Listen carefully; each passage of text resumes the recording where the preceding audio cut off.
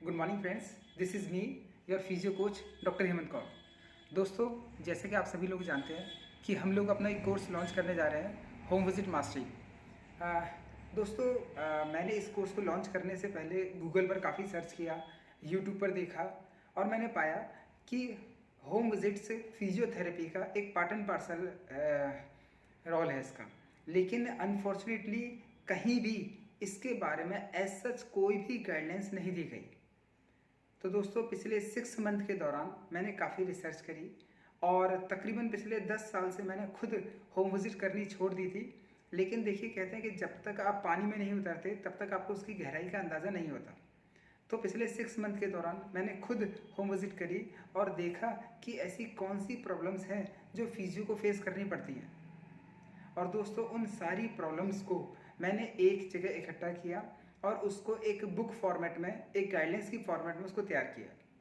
तो दोस्तों, आज मैं आप लोगों के साथ शुरू कर रहा हूँ। इसके अंदर आज हम लोग सबसे पहले शुरू करेंगे, इसको हम लोगों ने अलग अलग चैप्टर्स में डिवाइड किया हुआ है। तो दोस्तों, जो मुझे सबसे पहला चैप्टर है हमारा होम विजिट मास्टरी सीक्रेट्स का, वो है माइंडसेट। दोस्तों, कोई भी व्यक्ति अपनी लाइफ में कोई भी सक्सेस लेता है तो उसमें उसके माइंडसेट का एक बहुत बड़ा रोल रहता है।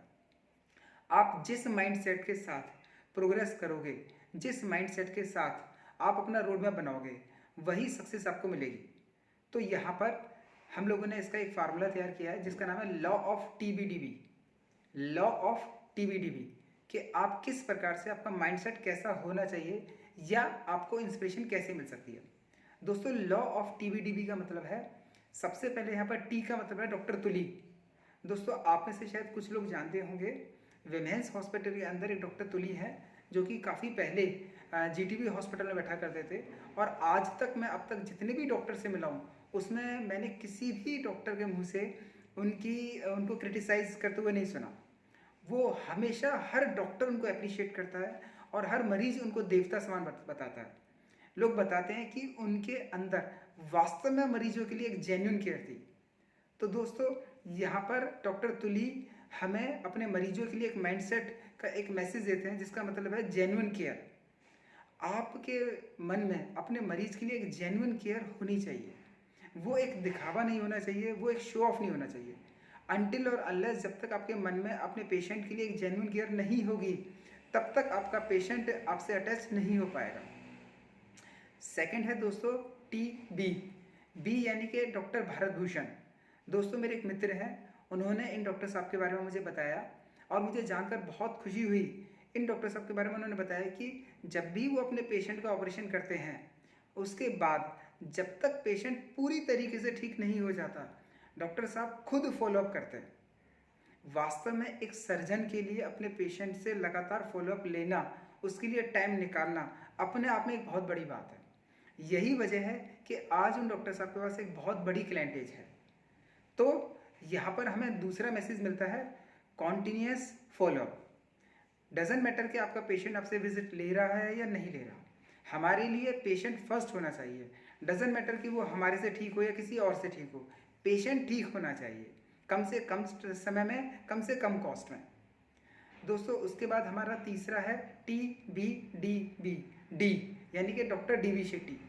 दोस्तों, doctor D B Shetty south का एक बहुत बड़ा नाम है और उस नाम के अंदर सबसे बड़ी खासियत यह है कि डॉक्टर डी बी शेट्टी ने लगातार, उनका ब्रेन इस बात के लिए काम करता रहता है कि कैसे हम लोग कम से कम कॉस्ट में अधिक से अधिक मरीजों को अच्छी से अच्छी सुविधाएं दे सकें। दोस्तों, आप अपनी लाइफ में तब तक प्रोग्रेस नहीं कर सकते जब तक आपके दिमाग में ग्राउंड लेवल पर जो पेशेंट है, ग्राउंड लेवल पर जो लोग हैं, आप उनको किस तरीके से अपनी सेवाओं से लाभ दे सकते हो, ऐसे विचार आपके मन में नहीं आएंगे। अमूमन हम लोग हमेशा सोचते हैं कि हमें पेशेंट से ज़्यादा फीस मिल जाए और जल्द से जल्द मिल जाए, एडवांस मिल जाए। लेकिन दोस्तों, कहीं ना कहीं ये माइंडसेट लॉन्ग टर्म में काम नहीं करता। आपको साथ ही साथ देखिए, डॉक्टर एक नोबल प्रोफेशन है, तो कहीं ना कहीं आपको एक सोशल कॉज लेते हुए आपको ये भी देखना होगा कि हर कोई आपको अफोर्ड नहीं कर सकता, लेकिन हर किसी को क्वालिटी ट्रीटमेंट लेने का पूरा राइट है। तो किस प्रकार से आप अपने मरीजों को कम से कम कॉस्ट में अधिक से अधिक लाभ पहुंचा सकते हो, बिना अपने फाइनेंशियल को कंप्रोमाइज़ किए बिना। तो कहीं ना कहीं यहाँ पर आपको अपने ब्रेन पर थोड़ा सा दबाव डालना होगा। और दोस्तों लास्ट में है डॉक्टर बिंद्रा। डॉक्टर बिंद्रा जो कि मोटिवेशन और बिजनेस की दुनिया का एक बहुत बड़ा नाम है। दोस्तों डॉक्टर बिंद्रा सर की यदि आपने वीडियो देखी हो तो आपने देखा होगा कि वो किस प्रकार से कितनी आसानी से कॉम्प्लिकेटेड टॉपिक को भी ऑडियंस को इतनी आसानी से समझा देते हैं। भले ही उनकी ऑडियंस में एक 10 साल का बच्चा हो या 90 साल का बुजुर्ग। तो यहाँ पर डॉक्टर बिंद्रा से हमें मैसेज मिलता है कि किस प्रकार से हम जो कॉम्प्लिकेटेड से कॉम्प्लिकेटेड डिसीज़ है उसको अपने मरीज को सिंपल से सिंपल वर्ड्स में कैसे समझाएं। कहीं ऐसा तो नहीं हो रहा कि आप अपने मरीज के सामने मेडिकल टर्मिनोलॉजी में बात कर रहे हैं जिसका उसको कुछ पता ही नहीं है। दोस्तों कहीं ना कहीं अपने पेशेंट को उसकी बीमारी के बारे में एजुकेट करना ये हमारा एक नैतिक फर्ज है, हमारा नैतिक कर्तव्य है। तो इसके लिए आपको चाहिए कि आप ऐसे शब्दों का इस्तेमाल करें जो पेशेंट आसानी से समझ सके, जिससे वो अपनी बीमारी का खुद भी ख्याल रख सके। और कहते हैं कि पेशेंट एजुकेशन एक बहुत बड़ा रोल प्ले करती है किसी भी बीमारी को ठीक होने में। तो ये हमारा पहला चैप्टर था दोस्तों। मैं हर मंडे आपके सामने आता रहूँगा और जल्दी ही हमारी बुक और कोर्स दोनों लॉन्च होंगे। मैं उम्मीद करता हूँ कि मैं आपकी आशाओं पर खरा उतरूँ और साथ ही साथ हम लोग होम विजिट के अंदर हम लोग पूरी इंडिया के अंदर एक नंबर 1 एजेंसी या नंबर 1 ऑर्गेनाइजेशन बन सकें जो कि हर मरीज को कम से कम कॉस्ट पर अच्छे से अच्छी सर्विस प्रोवाइड कर सके। इसी के साथ मैं आपसे विदा लेता हूँ। मैं आपका physio coach doctor Hemant Kaur. Bye bye, take care.